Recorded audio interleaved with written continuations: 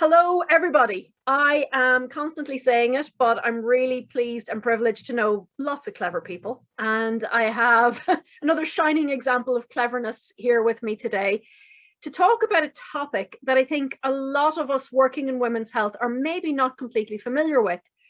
We sometimes get very cross in women's health, when we start talking about bikini health, the areas of the body that just the bikini covers. And of course, we always want to look at the whole woman. And while most of us working in women's health spend a lot of time talking about things that happen in the pelvic area, we're maybe not as well versed in what's happening in the other part of the bikini area in terms of breast health. Breast cancer is a huge passion project of mine, but in terms of postnatal breast health, it's not an area that I know a huge amount about. So when you want clear water, you always go to the top of the fountain. So I said I would ask my friend and colleague, Suzanne, to come on and just to give us, some pointers about what to look out for when it comes to postnatal breast health, the role of physio in optimizing breast health, but also in dealing with problems that can arise like blocked ducts or mastitis, self-care versus physio versus when to refer on. So Suzanne, thanks a million for joining today, and really looking forward to hearing all your pearls of wisdom. Maybe just to start off with just a little bit about yourself and your professional journey so far. Well, thank you very much for having me. It's a privilege to talk to you as well. It's so lovely to be able to have these chats with all the lovely Irish physios. So I'm Suzanne Carney. I have a practice in the west of Ireland called Anatomy Physio, and it's like my third baby. I have two children. I have Ailish, who is 6, and Fionn, who is 3. And I breastfed both of them, 2 very different journeys, and I can tell you a bit more about that later. But I did my undergrad physio in Manchester and ended up specialising in respiratory over there, and then moved to Australia and took the plunge from respiratory into women's health, and I really haven't looked back. I love it. Women's health is just so prominent, or pelvic health as we call it now, over in Australia, and I was lucky to be living in Perth, so I got the opportunity to work with like the best of the best over there in terms of doing the masters in Curtin University. And I'd say probably Perth is probably per capita of physios the highest number of women's health physios, because we have access to this great learning opportunity. So lived in Perth for 7 years and then moved back home, myself and my husband and Ailish, and I was pregnant with Fionn at the time. So I had Ailish in Australia and Fionn in Ireland, and 2 very different birthing journeys as well, equally positive. And then I started working in the local hospital in Castlebar part-time, while setting up here part-time. And then once Ailish started school, I wanted to have a better work-life balance, so I went full-time in the clinic, and that's where I am up to now. Brilliant. So what Suzanne is modestly not telling you is that she's really, I think, leading the field when it comes to breast health and women's health physio, because there's nobody else doing it quite the way that you're doing it. And I know there are some pioneers in this in Australia, and we're so lucky to have you bring it back into this part of the world as well. So essentially, what are the key issues when it comes to breast health in either pregnancy or in the postnatal period? I suppose number one is education. So over in Australia, and I don't want to kind of harp on about, well, in Australia they do this and in Ireland they do this, but over there is a huge proportion of women that breastfeed, and they want to breastfeed, and their mum breastfed, and they're exposed to it a lot more on the TV.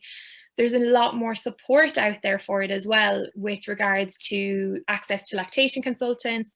They're a lot more into having a doula help them for their birth and their postpartum journey. Physios, women's health especially, are trained in how to treat issues that come up.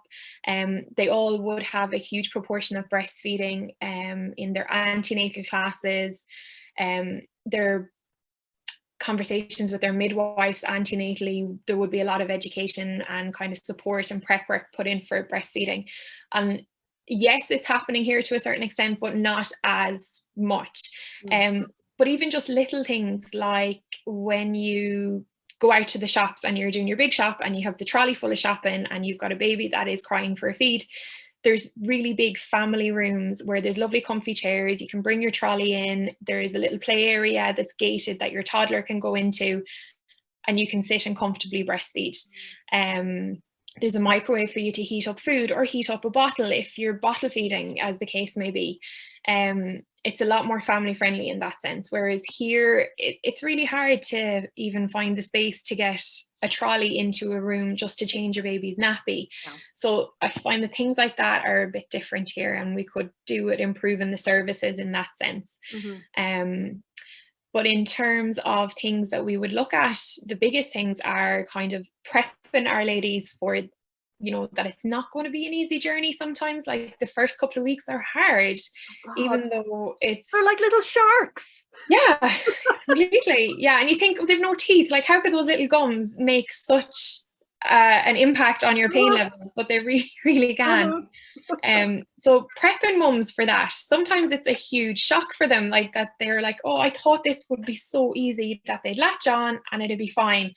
And it's really difficult for them to kind of get their head around that, especially if they've got pain in their breasts, pain from a section scar or pain from stitches down below.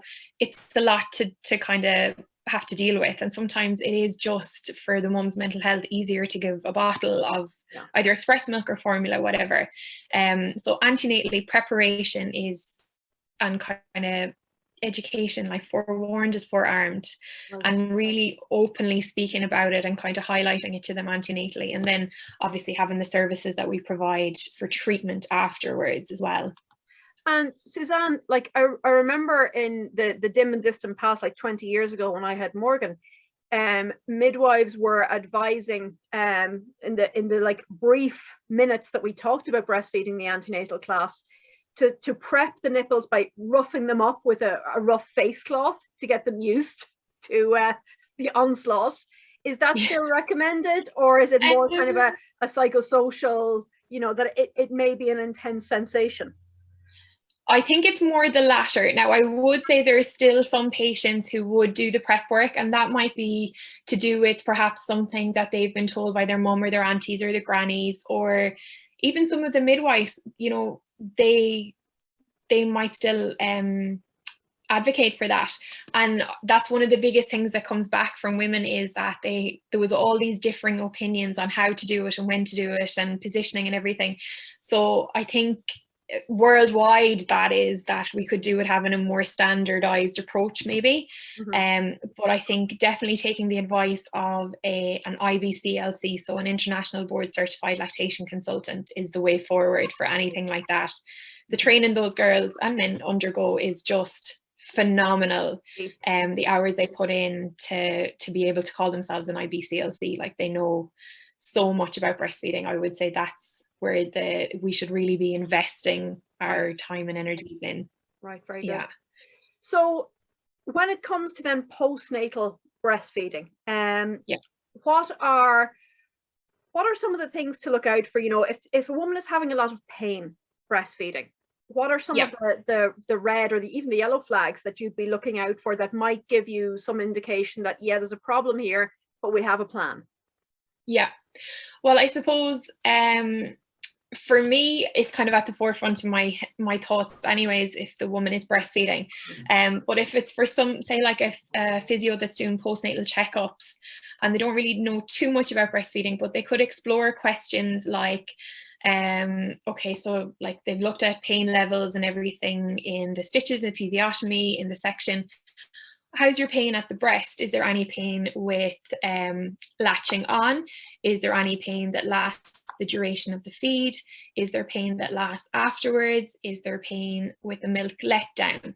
That could give a lot of information. And it's not that they have to provide education on it, but they could always say, oh, you know, pain isn't necessarily normal with breastfeeding. I recommend that you make contact with the lactation consultant. Also, in times of COVID, it's really tricky to kind of differentiate between, have you got mastitis, so you have the flu-like symptoms and the temperature.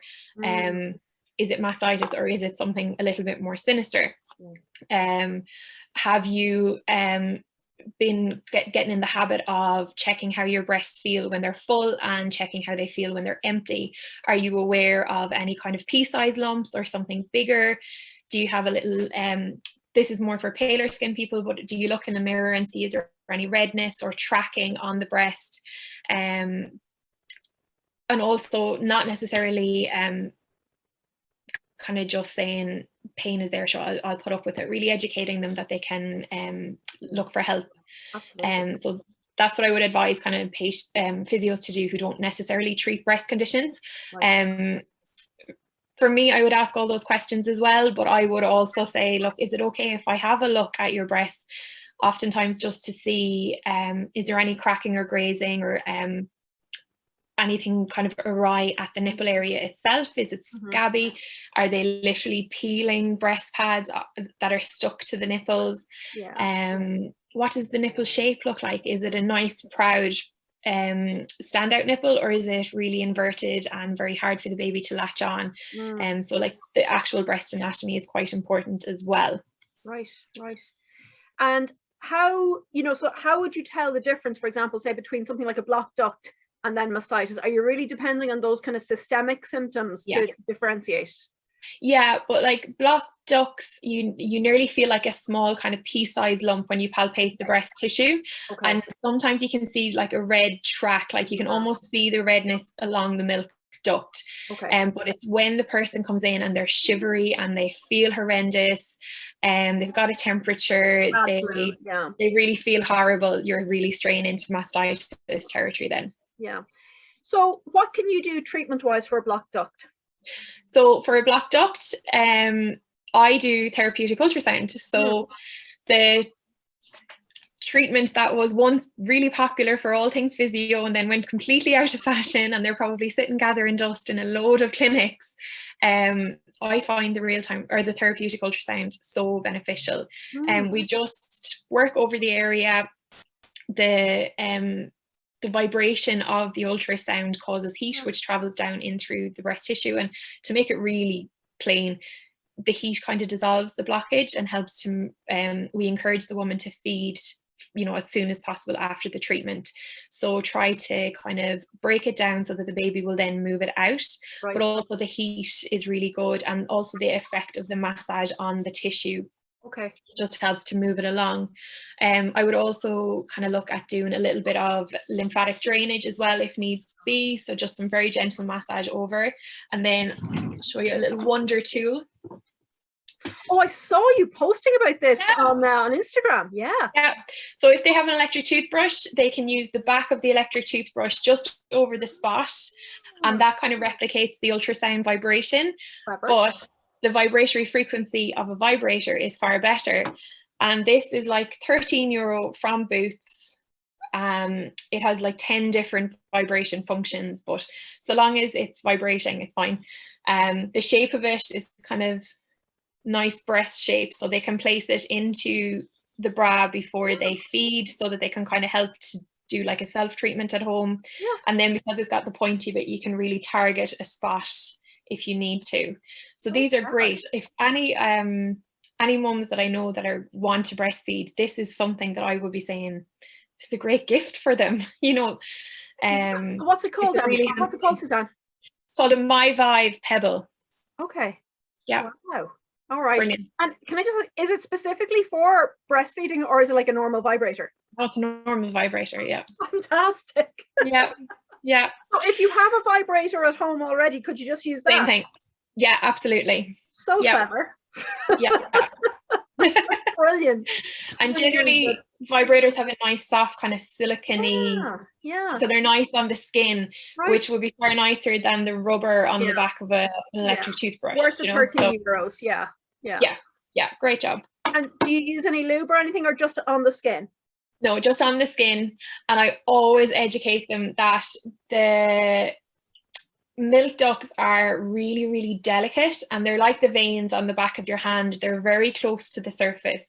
So you should be treating your breasts with absolute care. Sometimes I was on a couple of breastfeeding groups on Facebook as a breastfeeding mother myself, and it killed my soul. I had to leave because some of the advice, well-meaning as it was like, go in the shower, get stuck in there, really knead out the blockage. And I would see women coming then with the most bruised, sore breasts, and it's really hampering, because the more you bruise, the more edema that's coming into the area. Right. So if the edema is in the breast tissue, that's actually compressing the milk ducts even more, so it's harder for the blockage to move through. So don't get your information from Facebook groups. Really just contact your lactation consultants, and there's so many fantastic ones on Instagram that are so responsive to DMs. You know, obviously they can't give out real personal information, but they can advise you or guide you where to find someone locally, as I can as well. Yeah. And Suzanne, would you do that? Would you recommend that as a preventative measure, or is it just really if you're having an issue with blocked ducts? I would say a preventative measure one would be do an antenatal breastfeeding class. Okay. So definitely be prepped in advance. And I would say, making friends with your local lactation consultant. A lot of them run breastfeeding classes. Fair enough, they're all on Zoom at the moment. Sure. But there's pearls of wisdom that they drop, and you're like, oh yeah, I totally need that. Also really not just feeling like it's your fault. Oftentimes it's the baby that might have tongue tie, or they might have restrictions that from however they've been delivered, things like that. Right. Often mums would say they take the baby to craniosacral or chiro or different treatments, and then the baby's able to latch on a bit better or protrude their tongue out better. Right. So would you use the vibrator as a preventative, or would you just wait until you needed that if there was? I see. No, I'd wait until I needed it. But that'll come down to knowing how your breasts feel full and empty, so that you can say, oh, actually, no, there's something lingering on there. Right. Let's get the vibrator in at it. So it's really about tuning into yourself and then knowing where to go for help as well. Yeah, 100%. Do things like using a heat pad, or do you use taping at all? I've heard some people, again, you know, in various Facebook groups, some people swear by K-taping or using a heating pad. Is there any benefit to those? Yeah, like definitely. Some people find the heat soothing, and they would tend to maybe put a heated compress on before the feed. Also, the taping is really useful to kind of support the breast, especially if they're engorged or they have real severe mastitis and they just can't tolerate having a bra on. You can kind of do like a basket weave underneath the breast to kind of support it, almost like a stirrup. Okay. But you want to have the anchor always kind of going towards the lymph nodes, so that you're using that to kind of drain away anything. Brilliant. So, and we use pretty much exactly the same treatment for blocked ducts as we do for mastitis. In Australia, there was kind of two schools of thought. In Western Australia, they used to use a lower dose of watts per centimeter squared on the ultrasound machine, because they felt if the person was inflamed already, they didn't want to add extra heat to the area, and they wanted them to have had their antibiotics on board for 24 hours. Then on the East Coast, Melinda Cooper is the absolute pioneer of all of this stuff, and she did lots of training on bumping it up, like bringing the heat up to as high as the woman could tolerate. And oftentimes my ultrasound, I'm up to the last and I can't go any further, and the woman is like, oh, I don't really feel any heat at all, it's just nice and soothing. So it just depends where you've been taught as to what your preference is. I think they're actually doing some research at the moment to compare the two and see what is the most optimum. But both sides seem to be getting good results. But Melinda really was happy to bump the heat up and not necessarily have the antibiotics on board either, because there's infective mastitis and there's also non-infective mastitis, and you don't want to be given antibiotics unnecessarily as well. Absolutely, of course. Yeah. And in terms of positioning, I suppose, then is really important when you are breastfeeding, and that mum has, good awareness that it's important that the entire breast is being utilized when she's breastfeeding.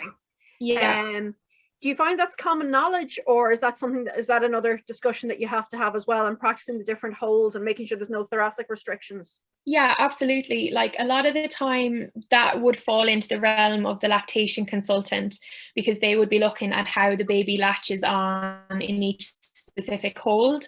But definitely them doing the antenatal education class, so they've been prepped on the anatomy of the breast, and there's different lobes, and different holes will drain different parts of the body, and dangle feeding and feeding lying down and all that sort of stuff.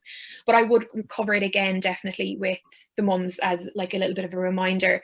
I would also look at, bringing the baby up to the breast rather than the breast down to the baby, so that they're not getting hunched over. Definitely I advise them not to feed sitting up in bed, generally because the person ends up with coccyx pain, because just they're putting a shearing force down through their tailbone, and it's very delicate at the present moment in time anyways. Looking at different alternatives to feeding cushions, and are they sitting on the couch that they're beached on, or are they sitting in a nice upright chair? So I would kind of really cover all of that. And one of the biggest things as well when a woman is in pain, more so when they've got cracked nipples, they really are tense in the lead up to the baby latching on, because they know what's coming. I always say to them, okay, but once the baby is latched on and the pain has gone away, you need to just drop the shoulders and relax and sit back into the chair, and not be sitting like prepped for the lion to jump out all the time. Yeah, it's a lot, and it's really, I think, what I'm getting from all of this is that just the need for a whole person approach to breastfeeding, and just helping women tune into their bodies, and demystifying and de-terrifying a lot of it as well. But they are, I'm still, I'm still scarred from the memories of this shark-like attack. And it's I think unless something like that is going to happen, it can really set you back. And then, if you haven't got good support, is there anything else that as women's health professionals that we can be advising postnatal mums to do to really just, I suppose, enjoy their breastfeeding journey? Hydration is very important, I would imagine, making sure you're eating enough. Is there anything else that you can think of that would be important? Oh yeah, like I suppose one other thing in relation to the treatment is the physios can do laser for cracked nipples, and I swear to God, it's the most satisfying treatment you can do as a physio, because you can nearly see them healing up in front of your eyes. As the laser and the ultrasound generally need to be done 3 days in a row, and not set in stone, but it does work better that way. And you just get such a huge result. Like the pain decreases, the healing happens.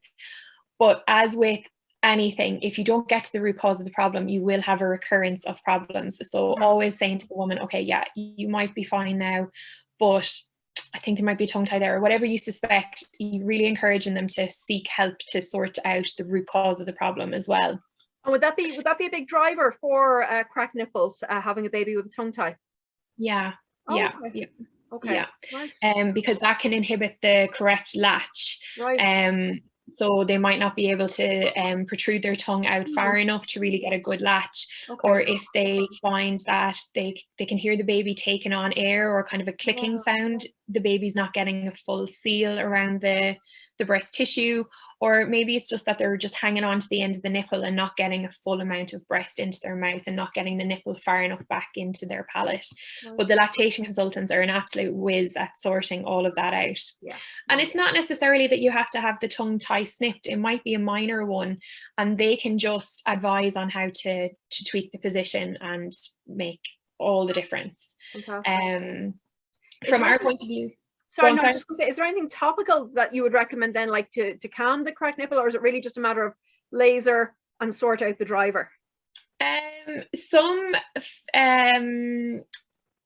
people do, some pharmacists make up their own, it's called Apno cream, APNO. Some give it out, some don't. It's like a little cocktail of different medications that can help. It depends on how it looks. Essentially, it's an open wound. So if you had a cut on your hand, I always just say the basics, like bacteria absolutely love to grow in a warm, moist, dark environment. So in Australia, it was so much easier to get your boobs out to the sun. But definitely, no, not so much in Mayo.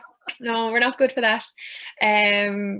But maybe if Mayo win the All Ireland, there will be women everywhere. Tomorrow goes. Okay, let's just see how tomorrow goes. that could be a testing time. But yeah, I would say definitely getting the air to them to try and dry them up. So not necessarily having the breast pads on all the time, particularly the ones that are quite cottony, because they can really stick to the nipple. There's some really good ones called, hang on a minute, they're called Nursey Care. Oh, I must have given them all out. They're called Nursey Care pads, and they have this membrane in them. They've been developed for use on pressure sores and things like that. They use them even on premature babies that are like in incubators for a long time, and they've developed them now into breast pads. So they are getting really rave reviews. They're working really, really well as opposed to the traditional ones. And also some people find the silver cups are really useful as well. So they're literally like a little silver dish that you place over the nipple. The silver has the healing properties, and also the shape of them helps to kind of push the bra tissue up off the nipple if it's very sensitive. The only thing is to be careful with those is sometimes if the bra is quite tight, it can push the silver cup very deeply into the areola, and then that can cause a blockage. So you don't want to be healing one thing and causing something else. No, that would be bad. And Suzanne, like, I just, knowledge bombs everywhere with that.